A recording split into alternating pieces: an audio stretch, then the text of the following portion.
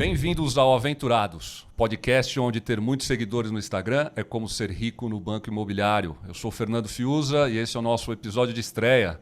E aqui ao meu lado, José Alves Neto, sócio fundador da TRX, acionista conselheiro do grupo José Alves, mais conhecido também como Zinho. Tudo bem, Zinho? Obrigado, Fiuza. É um prazer estar aqui. Legal. Nosso convidado de hoje, Luiz Augusto Faria do Amaral, mais conhecido como Lui, também sócio fundador da TRX, engenheiro de formação, trabalhou antes na Tames Engenharia, responsável pelo fundo TRX F11, onde ele teve a oportunidade de contar sobre as estratégias do fundo, teses e etc. no programa do Pablo Spire, há umas semanas atrás, né, o nosso querido Tourinho de Ouro. Mas aqui no Aventurados, a nossa vocação é falar de histórias reais. Então, eu queria começar te perguntando como é que tudo começou. Eu queria que você começasse pela sua carreira e, quebrando um pouco o protocolo aqui, eu queria dizer que eu também conheço um pouco da história de vocês e acho que é muito interessante como elas se misturam, né? Quando você saiu da Tames para montar a TRX e se encontrou com o Zinho, eu acho que tem muita história bacana para você contar, várias aventuras e desertos que vocês passaram para montar o primeiro fundo, construir o primeiro galpão e dali por diante. Eu acho que seria muito enriquecedor para o nosso ouvinte conhecer um pouco do que vocês fizeram lá atrás e como é que vocês chegaram até aqui. Legal. Bom, contar brevemente a minha história pré-TRX. Eu fiz engenharia civil, fiz pós-graduação na GV em economia e, bom, nos conhecemos de outros carnavais, né? Nos conhecemos desde o começo da minha carreira. Trabalhei 10 anos na construtora incorporadora do meu pai e isso trouxe uma bagagem grande de mercado imobiliário para mim. Eu acabei atravessando todas as etapas que um desenvolvimento imobiliário atravessa, né? Então, desde a compra do terreno, execução de obra, contratação de financiamento, vendas, enfim, trabalhei 10 anos muito no canteiro de obras, muito tocando obra mesmo, mas acompanhando todos os estágios de uma incorporação imobiliária. Em 2007, chamei o Zinho para a gente tentar desenvolver um condomínio de casas no Alto de Pinheiros. A gente já tinha feito um exercício, uma tentativa de ser sócio uns 2 anos antes, em 2005. Numa incorporadora que a gente chamava de né? Numa incorporadora 1. A gente sempre teve sonhos grandes, né? E a nossa ideia era, em 2005, montar uma incorporadora, acabou não dando certo. Em 2007, chamei o Zinho de novo, falei, vamos montar uma incorporadora voltada para investidores. Esse era o nosso foco. Ao invés de ser uma incorporadora voltada para o público final, era uma incorporadora que o objetivo era angariar investidores e tornar o produto incorporação um bom produto de investimento. E aí a gente faria os projetos em parcerias com incorporadores que tivessem o foco voltado no público final, no comprador do imóvel. Então foi assim, remontando lá em 2007, foi assim que a gente começou a nossa saga na TRX. Então já faz aí 16 anos, mais ou menos. E em 2007 a gente chegou lá, o que a gente tinha era uma salinha na incorporadora do meu pai, tinha 2 computadores e muita vontade de fazer, de acontecer, mas não sabia muito bem como. E a gente sempre foi muito organizado, muito sistemático, e a gente montou um plano, né?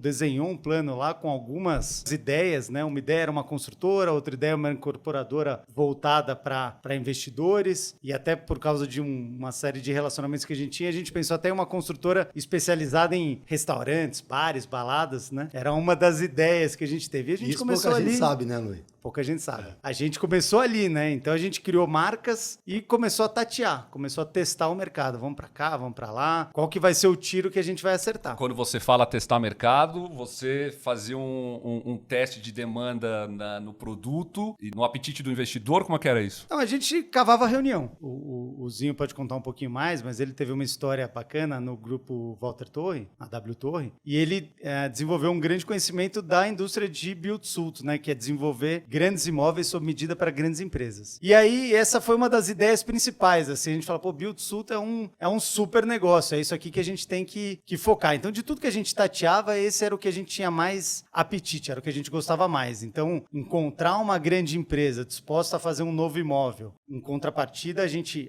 faria os investimentos ou traria os investidores para fazer os investimentos naquele imóvel. Em contrapartida, aquela empresa tinha que fazer um contrato de locação de 10, 15, 20 anos. E um contrato muito firme, muito amarrado, que a penalidade pela rescisão do contrato era todos os aluguéis remanescentes. Então esse era o nosso, diria assim, o nosso target principal. Assim. Agora, meu carozinho, o que é um build-to-suit? É construção sob medida para um imóvel importante para uma empresa grande. Maravilha. Falando português simplificado, é isso. E pode ser de vários setores, né? Você pode fazer um build-to-suit para um galpão, pode fazer um galpão sob medida, pode fazer uma sede, um escritório, um prédio, pode fazer grandes lojas de varejo. Enfim, você pode desenvolver uma série de imóveis desde que seja a partir de uma demanda específica de uma determinada empresa. E tem que ser grandes empresas. E aí, nessa intenção de fazer build-to-suit, a gente começou a cavar reuniões. Isso a gente sempre foi bom, bem cara de pau, né? Liga para um, liga para outro. A gente tinha ali 27 anos. Era curioso chegar nas reuniões, o pessoal olhava pra gente e falava, bom, e aí? Onde é que tá teu chefe? Né?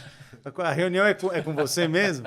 E a gente legal, cavava, né? E era legal, né, Luiz? Porque naquela época, todos os players que trabalhavam no mercado de build-to-suit eram empresas gigantescas, com fundos soberanos. Então, assim, o pessoal que tinha um capital quase que ilimitado, né? Então era gente bem senior. Aí chegava eu e o Luiz lá, o pessoal achava estranho. E antes até da gente começar com mais ênfase a identificar oportunidades de build-to-suit, a gente foi conversar com uma gestora que tinha aquela história, né? O amigo do amigo. Então a gente conseguiu organizar uma reunião. Era uma gestora que na época se chamava Orbi Investimentos. E eles faziam a gestão de fundos de ações. E eles tinham muito relacionamento com empresas por causa desse perfil de investimento que eles faziam. E a gente foi lá com o intuito de ter acesso às empresas. Então o que a gente queria? Conversar com eles para chegar nas empresas que eles eram acionistas. E aí a gente explicou a tese, explicamos o conceito e tudo mais, eles adoraram o negócio. E aí, passaram-se alguns dias, eles nos procuraram e falaram, a gente apresenta para você empresas, inclusive a gente ajuda vocês a buscar investidores, mas o que a gente quer é montar uma empresa nova e ser sócio dessa empresa. Então essa foi a nosso primeiro acerto empresarial, foi quando a gente conseguiu convencer essa gestora a comprar uma participação de um business plan, né? Eles compraram 39% de um plano de negócio, a gente ficou com 61%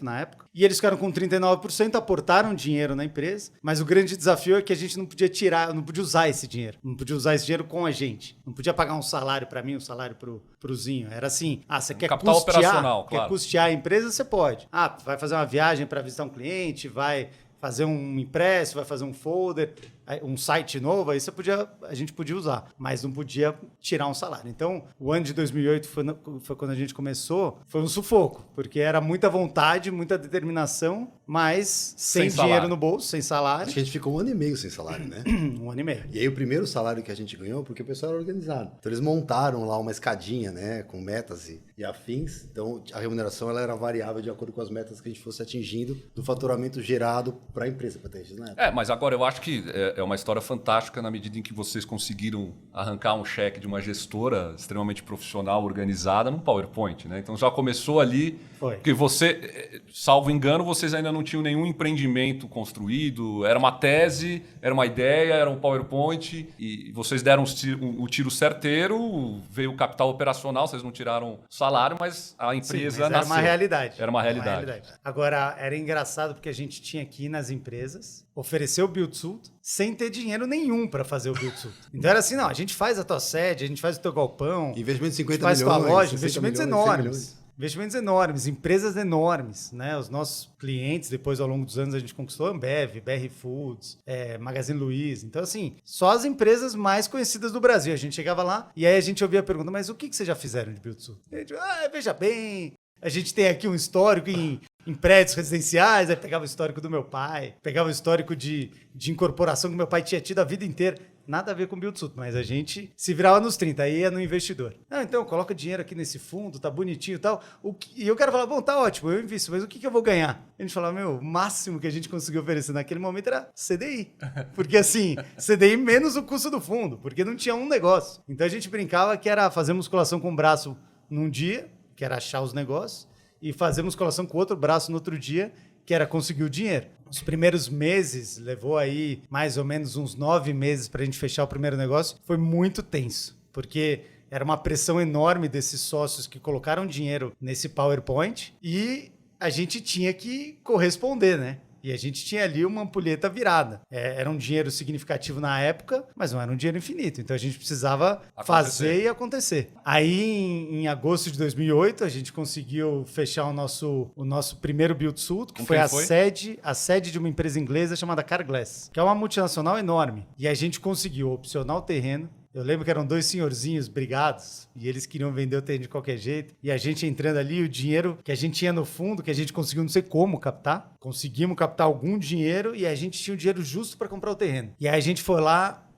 assinou esse primeiro build-to-suit, comprou o terreno e a gente tinha uma conversa avançada com o Bradesco para financiar a construção. A gente falou, bom, tá ótimo, conseguimos comprar o terreno, temos um contrato aqui de 10 anos firme com uma empresa super boa, temos um banco, na época era o Bradesco, disposto a financiar, beleza, vamos colocar nosso primeiro negócio de pé. Isso foi em setembro de 2008, não sei se você lembra, em setembro de 2008, o que aconteceu com o mercado financeiro global. Um tal de Lehman Brothers quebrou e veio uma queda de dominó.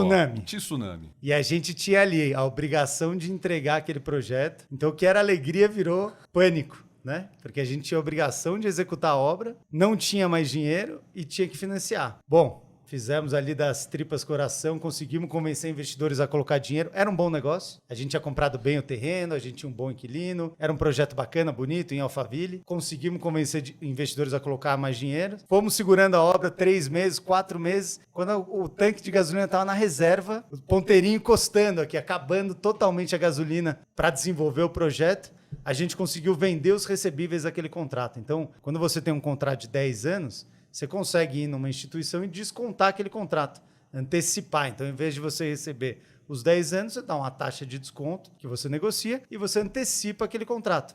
Foi um sufoco, mas lá para janeiro, fevereiro de 2009, a gente conseguiu descontar e aí com esse dinheiro a gente conseguiu honrar o primeiro projeto, voltou até mais dinheiro do que a gente tinha colocado e aí com isso a gente já conseguiu comprar um segundo terreno, depois um terceiro terreno e aí o negócio foi escalando. Começo a me lembrar aqui de um restaurante, né? Você fica empinando os pratos, né? Fazendo o aquecimento da comida, pega o terreno, põe em opção, traz um investidor, vai no banco, conta com o imponderável de não vir uma tsunami. Não, e agora que a gente tem quase 16 anos de história, você consegue conversar previamente com os seus investidores de confiança, você consegue conversar previamente com os seus potenciais inquilinos, e ele compreende que você tem no nosso caso, a gente tem mais de 2 milhões de metros quadrados de área bruta locável desenvolvido ou comprado, ou seja, é um número significativo. Então hoje a gente está muito experiente no assunto, né? Mas ali em 2008, 2009, a gente era muito verde. Sim. E a gente conseguiu ir equilibrando pratinhos, né? Desenrolando aqui, desenrolando ali e conseguimos colocar de pé os primeiros projetos. Foi um sufoco, mas no desenrolar de 2008, 2009 foi um ano muito legal. A gente fechou nosso primeiro build-to-suit para a Ambev. Foi um imóvel grande em Belo Horizonte, foi muito bacana ter feito. Isso mudou o nosso patamar, né? O mercado passou a enxergar a gente como um player mesmo. Os meninos, bons tempos de meninos. Os meninos têm potencial. E nessa trajetória, 7 bilhões de reais depois, no meio do caminho. Mais de 7, viu? Filho? Já foram mais de 7, então está Deve desatualizado. estar em torno de uns 7,5 já que a gente precisa pegar o investiu. estagiário lá e mandar atualizar o número. Isso em valores históricos, né? Se Sim. se você atualizasse esses valores para valores de hoje, certamente seria um volume mais alto. Ou seja, já investimos muito, já fizemos mais de 100 operações imobiliárias e como qualquer história, não tem história, acredito que não tem escalada sem descidas. Exato. Né? Só que eu acho que a nossa descida foi proporcional à escalada que a gente teve.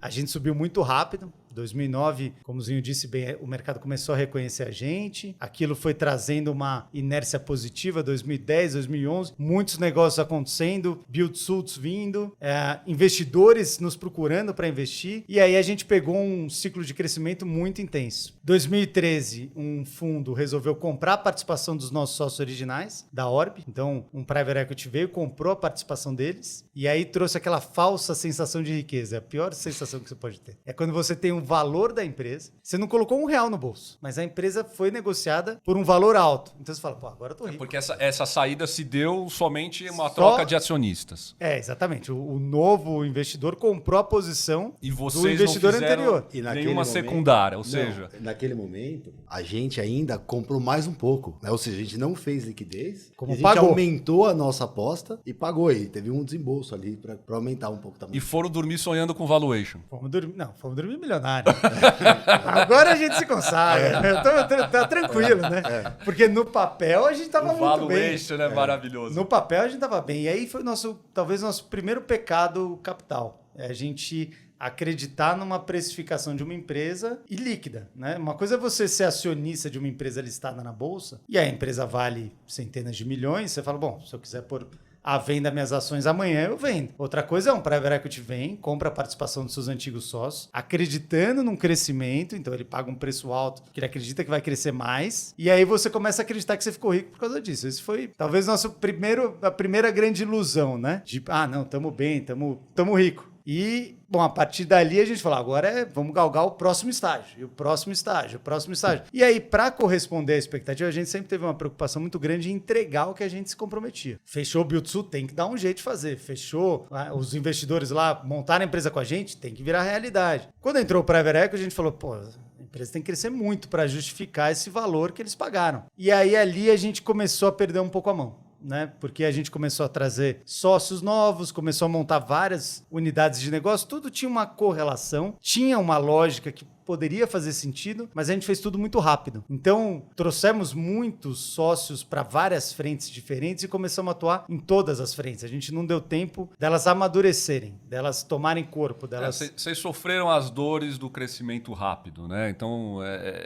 não tem muito jeito. A gestação, a natureza, tem o seu tempo. Tem o seu tempo. E eu acho que você não deveria, pelo menos a nossa experiência diz isso, começar várias teses simultaneamente. Né? Então, quer diversificar? Quero. Então tá, vou pegar uma tesezinha aqui e vou desenvolver. O lance do foco, né? O lance do foco e do tempo, né? O que você falou, você planta uma árvore, não adianta você ficar olhando para ela falando cresce, cresce, cresce, cresce. Ela tem um tempo de crescer. Sim. E não adianta você falar assim, eu já vou plantar uma outra ali, uma outra mais para frente. Eu costumo brincar que o elevador não adianta você apertar o botão 20 vezes. Você vai chamar uma vez, ele vai vir no tempo dele, não tem o que fazer. Mas é isso, é bem por aí. E aí, como é que foi? Você estava em 2013. 2013, aí a gente pegou diversificou, cresceu, acelerou. Diversificamos, 2014 a gente estava com um leque super amplo, inclusive montamos escritório em Miami, começamos a fazer projetos em Miami, um leque amplo de atuação, que saía muito da esfera do Build-to-Suit, que era o que a gente estava muito ambientalizado. Mas, num primeiro momento, a gente conseguiu rodar bem com isso. Né? A gente conseguiu gerar negócios, a gente conseguiu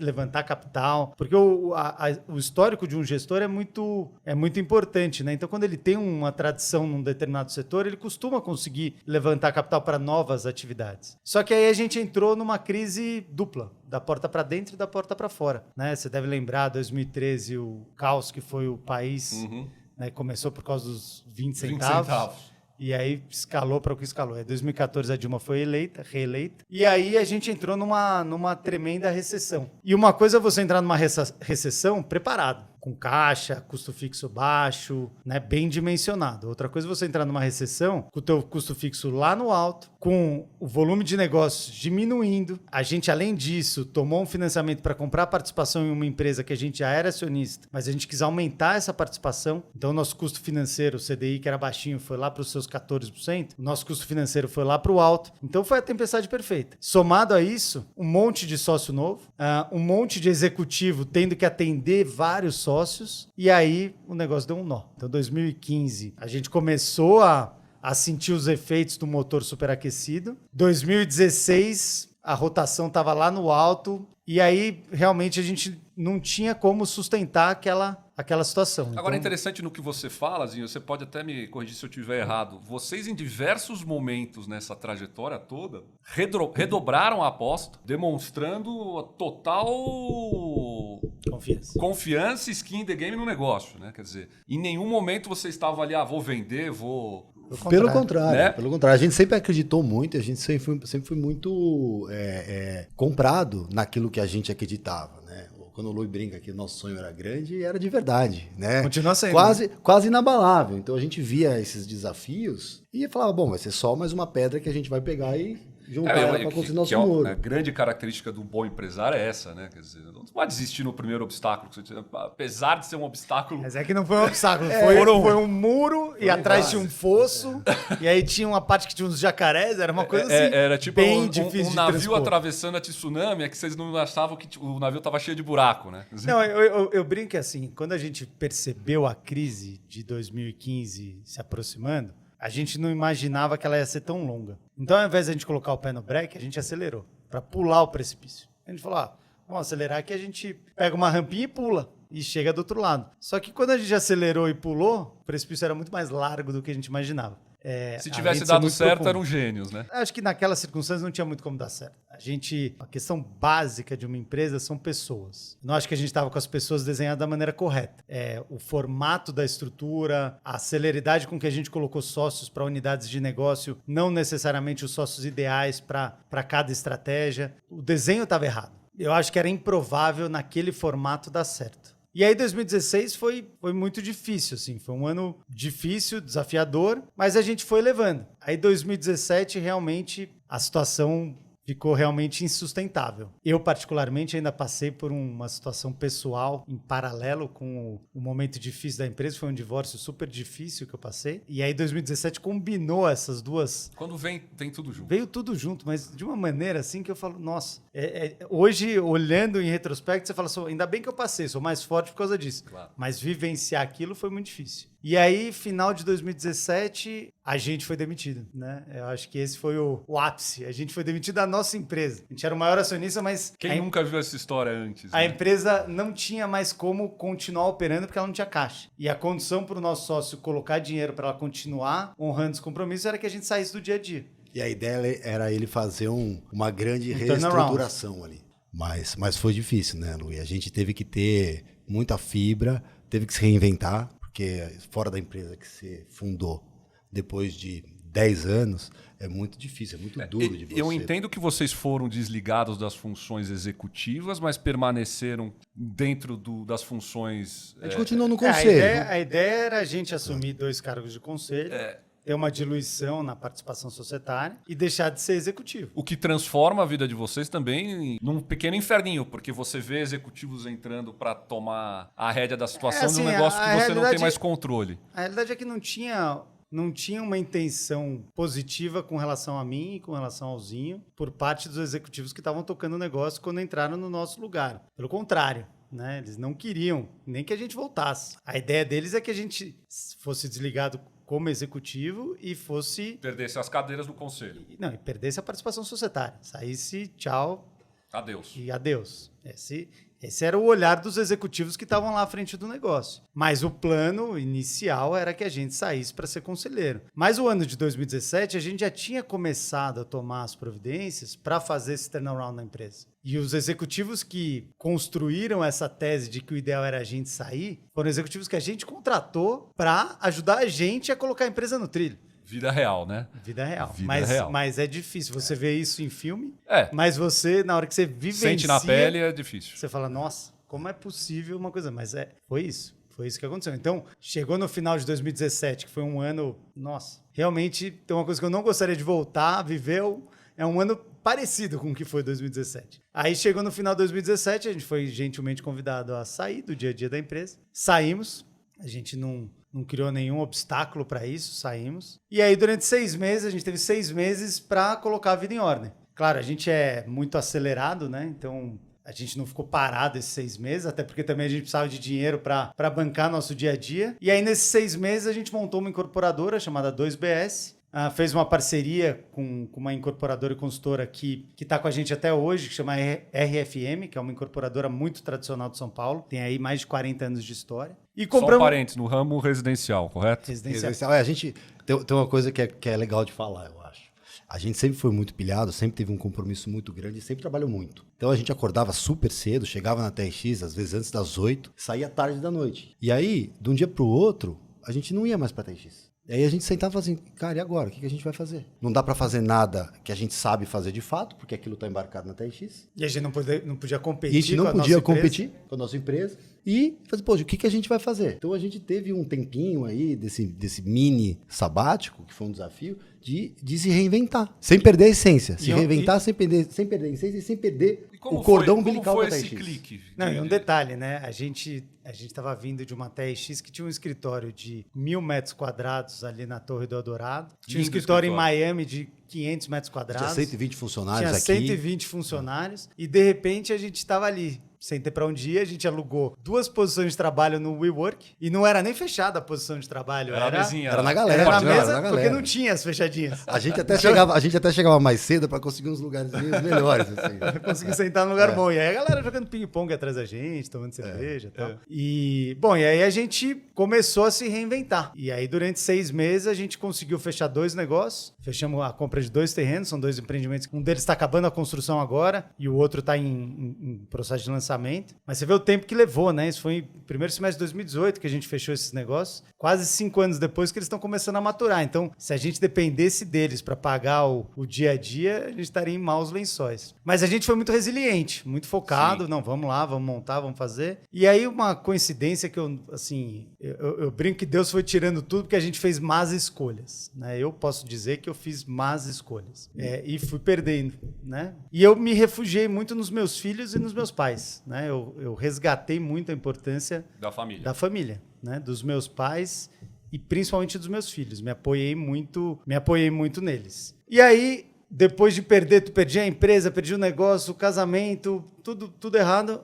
Chegou num dia de junho, se eu não me engano foi dia 5 de junho, eu fui para uma audiência do meu divórcio litigioso. E depois de horas em audiência, com muito esforço da juíza, a gente conseguiu costurar um acordo. E eu consegui encerrar o litígio naquele dia. No dia seguinte, a gente tinha agendado uma reunião com o nosso sócio, Aquele que sócio, tinha né, da TX. o sócio de capital, que tinha ouvido os executivos e tirado a gente do dia a dia da empresa. E ele falou, esse negócio não é para mim, eu não entendo esse modelo de negócio, não é o meu negócio. Ele tinha negócios muito maiores do que era a TX. Ele falou, eu prefiro sair, vocês me recompram. Fez um acordo com ele, com relação às dívidas, com relação à estrutura da empresa. E naquele momento, no dia seguinte, a gente conseguiu acertar a recompra de 100% da empresa. Então, a gente até, quando acabou a reunião, a gente Não, falou... só para fazer um parênteses, eu acho que vocês estão no lugar errado. Vocês não deviam estar no Aventurados. Aqui a gente devia estar indo pro Netflix, né? Daria pra fazer uma série da nossa Não, isso história. que aqui a gente tem aqui uns 50 minutos, uma hora pra falar, tá? Daria pra falar horas sobre a história. Teriam várias. Várias.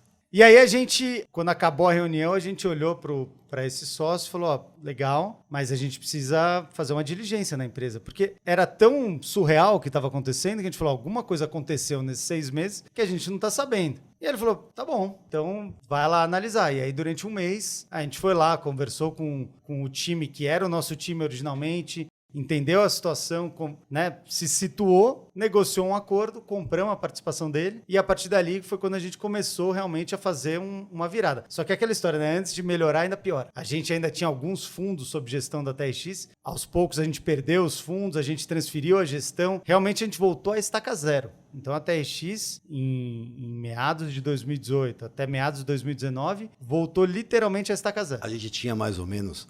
Na época áurea, eu acho que uns 35, 36 veículos de investimento simultâneos na plataforma. Que a gente era o gestor. A gente era gestor e tal. É bastante coisa. É bastante coisa ao mesmo tempo, né? Principalmente. A gente tinha várias teses distintas. E aí, nesse momento, a gente foi perdendo. E aí tinha sobrado um fundo, né? Que a gente não cobrava. O único fundo que sobrou, a gente não cobrava nada. Sobrou um fundo que era pequeno, né? E a gente não cobrava nada. Não, realmente, literalmente estaca zero. Mas a gente tinha Mas, de participação... novo, mais uma vez, a resiliência e o aposte de vocês, né? Sim, a gente... Até isso em nenhum é a nossa momento vida. desistiu. Você sabe que durante a crise, 2017, o que a gente ouvia dos sócios minoritários era, não, tem que mudar o nome da empresa, começar de novo. Então, a gente falou, como mudar o nome? Eu falei assim, eu tô em crise, eu deixo chamar Luiz e passo a chamar Roberto? Tipo, não, eu chamo Luiz, eu vou chamar Luiz e eu tenho que passar por essa crise. Claro. E o Zinho era muito enfático com isso. Eu confesso que eu cheguei a... Balançar. Será que é o caso de mudar o nome? Eu cheguei a colocar em pauta o pensamento. O Zinho não. O Zinho determinado. Não. A gente sabe quem a gente é. A gente vai resgatar o nome da TX. Esse é nosso nome. E passar por E era a coisa mais dificuldade, importante que né? tinha. E passar por dores, fortalece, né? Como é que você aprende? Você aprende na porrada. Na porrada. Né? E a gente tomou porrada que nem gente grande.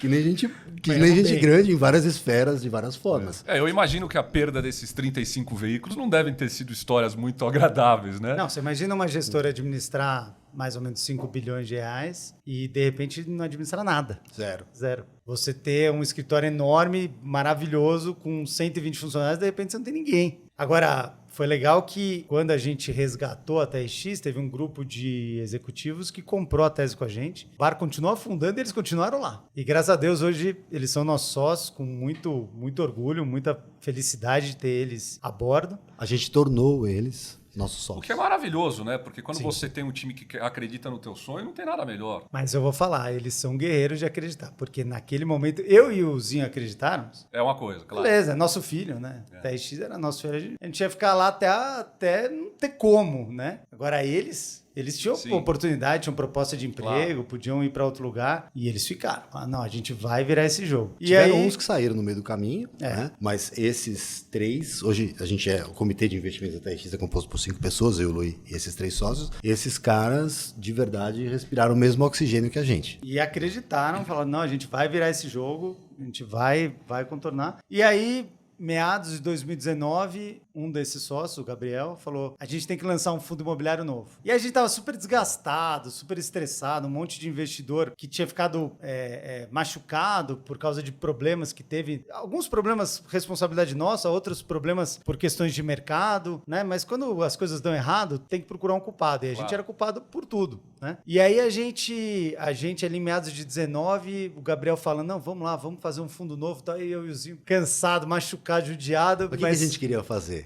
A gente sempre foi muito comprometido, né, com aquilo que a gente se propunha a entregar. Então a gente tinha esse um fundo que a gente não cobrava remuneração, que era um fundo pequeno e que assim, tinha um imóvel na prática, né? E a gente queria reformar o regulamento desse fundo para captar dinheiro novo nesse fundo e para fazer desse fundo Algo maior. algo maior e também para resolver o problema daquelas pessoas que estavam ali naquele fundo durante o período de porrada, né? Que eram 2.500 pessoas. A gente até tentou fazer isso. A gente chamou uma assembleia pro fundo, apresentamos o plano e os investidores que já estavam machucados, a gente entende. Não, a gente não quer. Então, beleza. Aí o Gabriel falou, ó, tá vendo? Tinha dito pra vocês, vamos fazer um fundo novo do zero com toda a história de vocês, ou toda a experiência da gente embarcada. E aí a gente teve o voto de confiança de alguns gestores muito grandes que acompanharam a nossa trajetória, gostavam do nosso trabalho, tiveram bons resultados e falaram, não, vai lá, monta esse fundo novo, se você tiver bons negócios imobiliários para comprar, a gente apoia, a gente suporta, né? E aí, outubro de 19, a gente constitui esse... Era um fundo de renda... Era um fundo voltado para renda. No início, Sem a gente... desenvolvimento. Qual foi o resumo, né? A gente falou, pô, em vez de ter vários produtos de investimento, vamos ter um grande fundo. E a gente montou um regulamento para o fundo super abrangente, super flexível, que nos dava muita autonomia como gestores e que nos permitia navegar diversas estratégias imobiliárias. O foco inicial era mais voltado para imóveis logísticos, porque o histórico da TRX é muito forte na tese de logística. E a gente queria muito fazer build-to-suit e sale-leaseback. Sale-leaseback é o mesmo tipo de contrato do build-to-suit, mas é quando você compra o imóvel de uma empresa e aluga de volta para a própria empresa, com um contrato de 10, 15, 20 anos de locação. E aí a gente montou esse fundo, conseguiu comprar 3 imóveis, né? A gente comprou um imóvel em Ribeirão Preto, alugado para a Sodimac, comprou um imóvel, um galpão alugado para Camil, no Rio de Janeiro, e comprou em Fortaleza um imóvel do Pão de Açúcar, que era um galpão e uma loja do açaí. E colocamos o fundo de pé. No segundo semestre de 2019, o mercado de fundo imobiliário estava muito aquecido. Conseguimos colocar o fundo de pé, temos uma dívida de gratidão enorme com esses gestores que acreditaram na gente, que apostaram no nosso trabalho, que confiaram no nosso trabalho. Foi muito difícil, tive que voltar para terapia para encarar o trauma, porque eu brincava que para mim era como um piloto de Fórmula 1 que bateu no muro a 300 km por hora, ter que voltar a dirigir a 300 km por hora no mesmo autódromo. Então, eu tive que fazer terapia para ter coragem de falar, não, vou de novo, vou encarar, vou falar com os investidores, vou dar a cara a tapa no mercado de novo. E fomos. E fizemos. E a maior parte das reuniões era assim... 1 hora explicando todas as questões do passado, por que a gente tinha errado, onde tinha errado, o que tinha dado errado. E 15 minutos para falar do fundo novo. Conclusão, ninguém queria investir, né? Tinha 3, 4 que confiavam na gente e era isso. E só. E aí a gente entrou em 2020, a gente tinha feito um bom negócio com o Pão de Açúcar, ele tinha gostado muito do nosso trabalho, e ele veio e falou, ó, a gente tá fazendo uma concorrência aqui para vender 43 lojas. 1 bilhão e 300. Um negócio, 43 lojas, 1 bilhão e 300. Lojas locadas, tudo pronto. A gente ia comprar deles e realugar para eles por 15 anos. Lojas maduras, que já vendiam bem, que eram do próprio Pão de Açúcar. Aí a gente olhou aquilo... Um bom ativo de renda. Não, a gente olhou aquilo e falou, pô, maravilhoso, mas... Contrato de 15 anos. Se fosse a TRX de 2014, 2015, a gente punha de pé tranquilo com o tamanho que a gente tinha. Mas naquele momento a gente tinha um fundo com patrimônio líquido de 200 milhões. Era altamente indigesto conseguir pôr de pé uma transação de 1 bi 300. Poucos dias, né? É. Tinha que ser rápido. Tinha que ser rápido, em semanas, vai. E aí a gente foi conversar com esse nosso investidor e ele olhou o portfólio e falou, pô, esse deal é incrível, vamos dar um jeito de pôr de pé. E aí a gente falou, beleza, vamos embora. Eu nunca esqueço um dia que a gente tava lá, fevereiro, acho que era janeiro ainda, de 2019, entra na nossa sala, janeiro de 2020, entra na nossa sala o Gabriel, que é o nosso sócio que insistiu pro fundo, falou, tá tendo uma coisa lá na China meio esquisita, o pessoal tá sem ar no hospital. Eu olhei pra ele e falei, Gabriel, isso aí tem todo ano na China. Imagina, isso aí não, cara, isso aí não dá nada. Isso aí, daqui a pouco já esqueceram. Ele falou, não sei, o negócio tá meio complicado. Eu falei, imagina, esquece, isso aí fica tranquilo. Vamos lá, negociamos e tal. Assinamos com o Pão de Açúcar, vencemos uma concorrência que a gente disputou só com os carinhas pequenos. Era disputar com o BTG, com o Credit Suisse, com a XP. Foi com eles que a gente disputou essa concorrência, conseguimos ganhar. Claro, tendo a bênção dos nossos principais investidores. A gente tinha o dinheiro, a gente tinha o cheque para fazer. A gente tinha, mas foi aí que aconteceu o nosso segundo Lehman Brothers. E aí que é engraçado, né? E aí que eu acho que a história fecha, né? Porque a gente começou de novo. E o que aconteceu em 2008, que a gente fechou o primeiro negócio e o Lehman Brothers quebrou, a história se repetiu. E aí que a gente tem que estar atento, né? Porque que bom que Deus começou a devolver e nos deu a oportunidade de reconstruir. Mas a gente não pode errar de novo, né? Então, assim, hoje em dia é foco total no nosso fundo, que a gente conseguiu pôr de pé. Foi um desafio gigantesco em 2020 conseguir viabilizar o dinheiro para comprar, porque aqueles compromissos foram, né, sendo abertos. Porque... Até para o pessoal que está assistindo se situar um pouco mais de detalhe, a gente assinou o contrato com o Pão de Açúcar para desmobilização, foi março, né, de 2020. Não, na semana seguinte foi o lockdown. Quinta-feira da outra semana, 20 de março, o lockdown. Né? A gente ia, sei lá, não, a gente assinou 5 ou 6 de março, foi tipo dia... Na semana seguinte, era aquela sequência de circuit breaks na bolsa e na semana seguinte, lockdown. O nosso cheque de 1.3 bi sumiu, virou pó. E você tinha um contrato do outro lado para honrar. Tinha uma obrigação, né, com o Pão de Açúcar de honrar. Mas mais importante que o contrato, tinha o nosso compromisso. Claro. E eu acho que o que fez a gente conseguir se recuperar é que quando a gente assume compromisso, a gente entrega. A gente se mata, mas a gente entrega. E aí a gente teve que sentar com o Pão de Açúcar, renegociar prazo, fatiar a operação em algumas liquidações. Conseguimos, tivemos um suporte também de um banco de investimento, no caso foi o BR Partners, que foi muito parceiro.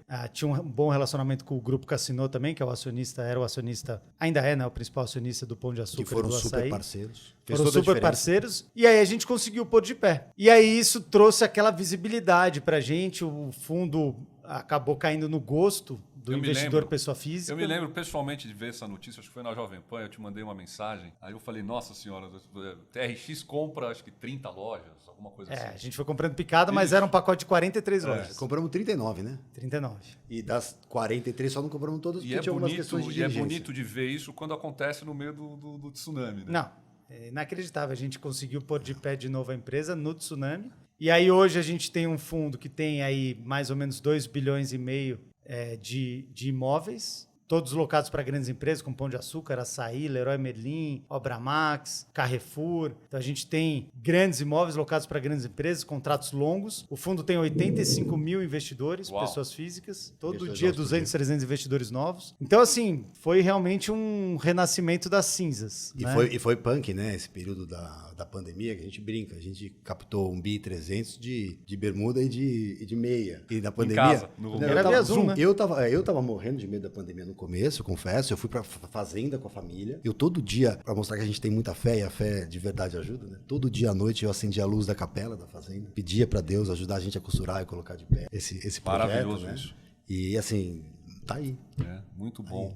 Você falou dos 85 mil investidores, você quer falar do Trix já ou tem mais história para frente? Na verdade, assim, o que a gente chegou à conclusão, né? Que a TRX do grande foco é ter um fundo de tijolo, que é o TRX F11. A gente está ensaiando um fundo de papel, que é um fundo compra propriedades, o outro fundo financia operações imobiliárias. Esse segundo fundo a gente está ensaiando, na hora que o mercado estiver minimamente favorável, a gente pretende ter esse segundo fundo. E aí a gente, lá em 2019, quando a gente resolveu redesenhar o planejamento estratégico da TRX, a gente cravou que o objetivo era ajudar o brasileiro a viver de renda. Esse é o nosso propósito, né? Esse é o nosso propósito empresarial, é ajudar o brasileiro a viver de renda. E a gente chegou à conclusão que ajudar o brasileiro a viver de renda tendo 1 ou 2 fundos é muito pouco. Porque a gente falou, a gente não pode falar para um investidor colocar todo o dinheiro dele num fundo nosso. E aí, quebrando a cabeça com essa tese, a gente desenhou um produto novo, que é o Trix. Trix, qual que é o principal objetivo dele? É trazer o melhor do mundo do fundo imobiliário. Renda mensal, diversificação de inquilino, isenção fiscal nos dividendos,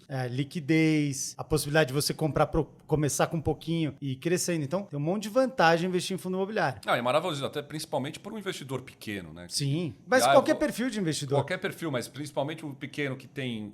Ele vai ser cotista de algo grande, Sim. vai ser isento de imposto de renda. Não, imagina o seguinte, o cara resolve ter renda de aluguel. Aí ele quer comprar um imóvel. Aí ele vai falar assim, tem que juntar aqui 500 mil reais para comprar um imóvel. 500 mil reais leva tempo. Até lá ele põe o dinheiro aonde? Exato. Né? O fundo imobiliário você começa com 10 reais, 100 reais. Então você começa aos poucos e vai crescendo. Se você juntou dinheiro, comprou um imóvel de 500 mil reais e alugou, o seu inquilino saiu, você tem 100% de vacância. Quando você está no fundo imobiliário, se você montou uma carteira com 10, 15, 20 fundos diferentes, você está em 300 imóveis, 300 inquilinos. Então, a indústria de fundo imobiliário é incrível e não à toa. Quando a gente lançou nosso primeiro fundo imobiliário em 2010, o mercado inteiro tinha 15 mil investidores. Hoje tem 2 milhões. Uau. 2 milhões, então olha o crescimento. E ainda é e pouco. ainda assim é pouco. É pouco. Então a tese do Trix qual é? Vamos ajudar, contribuir para que essa indústria de fundos imobiliários suba dos 2 milhões de investidores para 10 milhões, porque a gente tirou os atritos. A gente trouxe a parte boa, mas tirou as dores de investir em fundos imobiliários. Então é um aplicativo muito simples, muito objetivo e que, de fato, complementa muito bem a tese da TRX, o propósito da TRX, que é ajudar o brasileiro a viver de renda. Com o Trix, a gente pode chegar em qualquer brasileiro. Basta ter um smartphone na mão. Verdade. E com 5 cliques, ele faz esse investimento sem precisar entender, porque a gente entende. Além da parte tecnológica que processa toda a operação, você tem um time de análise da TRX, analisando quais são os melhores fundos, quais são os fundamentos, qual é a melhor composição da carteira. Tem toda uma metodologia que a gente construiu para montar essas carteiras. Então, quando o cliente está comprando uma carteira, ele sabe que alguém analisou, ele sabe que alguém viu como que deve ser composta aquela carteira. O legal que a gente também tentou embarcar dentro do Trix, naquele lance de resolver as dores, é que as carteiras, elas são carteiras que servem para quem entende e principalmente para quem não entende, não quer entender e não vai entender nunca. Sim. Então, a gente desenhou lá, poxa, você acha legal galpão? Então tem uma carteira de galpão. Você acha legal prédio escritório, loja de varejo, fundo de papel? Então lá tem uma carteira que a gente seleciona com toda essa tecnologia embarcada, esse know-how que a gente tem, que o Luiz falou,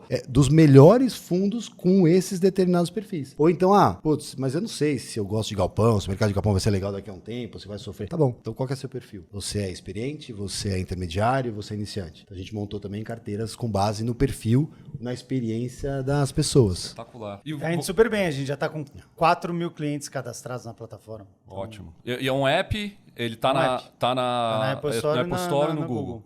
Maravilhoso. Coloca lá Trix, aparece. Acabou. Olhando essa história inspiradora, real, que para mim é um privilégio ouvir novamente, que eu já tinha ouvido, e poder contar para a turma aqui do Aventurados, aí me vem uma pergunta aqui: qual que é o maior inimigo do sucesso? O sucesso. O sucesso é o maior inimigo. Você viu que ele do respondeu sucesso. rápido, né? Então a gente já tá... Não, mas é porque o maior inimigo do sucesso é o sucesso, porque o que te derruba é a soberba. Eu sempre ouvi isso do meu pai. A soberba, ela se manifesta de diferentes formas. A gente acha que a soberba é eventualmente tratar alguém mal, falar de maneira grosseira. Sim. Não, a soberba é quando você acha que tudo vai dar certo, que você é infalível, que qualquer coisa que você se propõe a fazer vai vingar. Isso é uma forma da soberba se manifestar. Eu, claramente, tive a soberba em vários aspectos e o ego muito inflado, e eu acho que isso é o teu grande vilão, assim. É o teu grande inimigo. Maravilhoso. Eu acho que a gente teve ensinamentos maravilhosos aqui, meu carozinho. A gente está chegando aqui no final do nosso episódio. Eu quero agradecer imensamente vocês por participarem do episódio de estreia do Aventurados. Eu acho que foi maravilhoso, super inspirador. Bem-aventurados aqueles que passam por desertos, se tornam pessoas melhores. Isso ficou claro aqui nos dois. Então, de novo, muito obrigado. Parabéns pela trajetória de vocês. E a gente vai continuar acompanhando os próximos capítulos da TRX e do Trix, né? Legal, Fiuza, obrigado. Pra gente é sempre legal contar um pouco da nossa história. Hoje com outro ângulo. Geralmente a gente conta com um ângulo mais técnico, contando mais detalhadamente do fundo e tudo mais. Hoje foi a primeira vez que a gente teve a oportunidade de contar a história que a gente conta na mesa de bar, né? Que a gente conta pros amigos, conta essa é a ideia. O que viveu. Então é muito legal o espaço. Boa sorte com o canal novo. Conta com a gente e eu espero que você traga muita gente bacana pra contar suas histórias. Obrigado, Luiz. Obrigado, Zinho. Maravilha. Também agradeço, foi um prazer. pode contar com a gente. E a gente também vai acompanhar o Aventurados aqui. É um privilégio, um prazer fazer parte do nascimento dele. E vamos acompanhar de perto para ver ele se tornar um adolescente aí, depois um adulto de sucesso. Show de bola. Muito obrigado. E se você gostou, segue o canal, curte, compartilha. Obrigado. Até o próximo episódio.